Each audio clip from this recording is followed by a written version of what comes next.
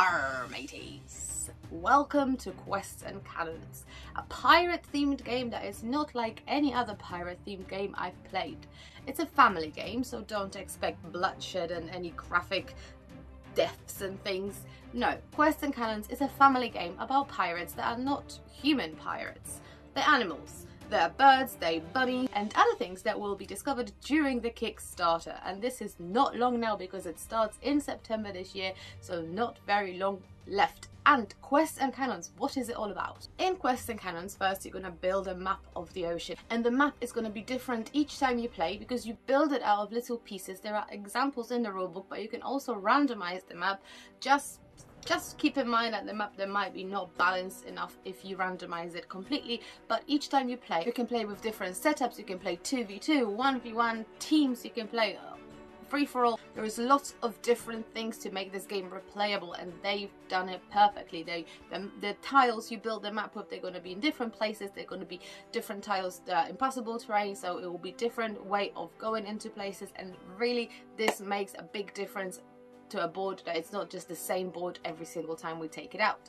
In Quests and Cannons, you take a role of one of the clan members, whether it's a bunny or a bird or whatever other animals we're gonna find in there, and you sail the 7 seas. You're trying to complete the quest and fire the cannons. That's why it's called like that. During your turn, you'll have action points. You'll move your ship around, you pick up some quests, you pick up some items you find on the island, you gather it on your ship. Maybe if you come across an enemy, you can fire some cannons and try to sink their ship and grab the loot, and you're trying to get points, and points is what wins you the game.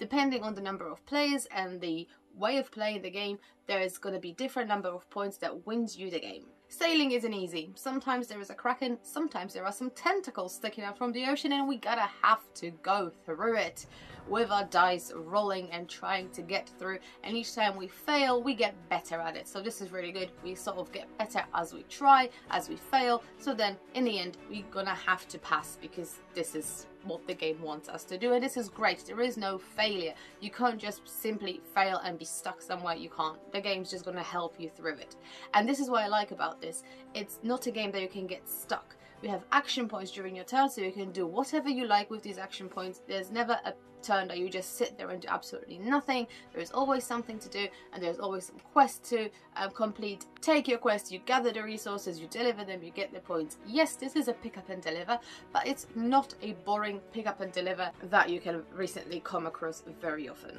What you can see behind me is the prototype of Quests and Cannons, but it's amazing. It's made of wood, I think, and it's brilliant, and if this is the prototype, I cannot wait to see the final version.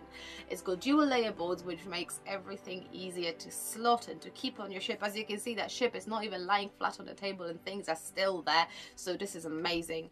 And the art is gorgeous, it's cute, it's pretty, but it's a little bit quirky as well, so this is exactly something I'm looking for in games. And as I said, it's a family game, but we don't have children. We only recently became a family of 2, but we're over 30 and we still had fun with it. So this isn't just a game to play with your kids. This is a game you can play with your gaming group as a fun introductory game, as a fun game that you can play at the beginning of your game night. It's not a long game. This is the thing. This game is big and it looks, it might be a long game, but it's really not. So it gives you the feeling of a big game, but it's actually not that long. So you can squeeze this in your game night just to have some fun because it's a really fun game. This is exactly what I'm looking for in games about pirates. It's a fun game. It's not a game that you have to be sitting there and thinking and calculating something, and you know, like in Cornish Smuggler, where you have to be thinking which way to go because there are things in your way, you have to pay some taxes and other things, bribes. No, this isn't that. This isn't also a proper racing game like Jamaica where you just have to be going around the sea. This is a game that you race for points, you have the quest to complete, but you also can influence other players with the way you play because you can, you know, grab their loot if you can. If you can actually sink their ship and grab some of their loot, then you make it harder for them. If you can see that they are running ahead, you can actually do that, which is amazing. This is really what I'm looking for in a pirate themed game. It is a family game, so yeah, I'll probably prefer some more real stuff in that game, but because it's a family game, this is exactly what I would want from this game. So I cannot wait to see the final version of Kickstarter. I hope I got you interested in this game, I hope you liked it, and I hope you're looking forward to it now. just as I am. See you next time. Arr.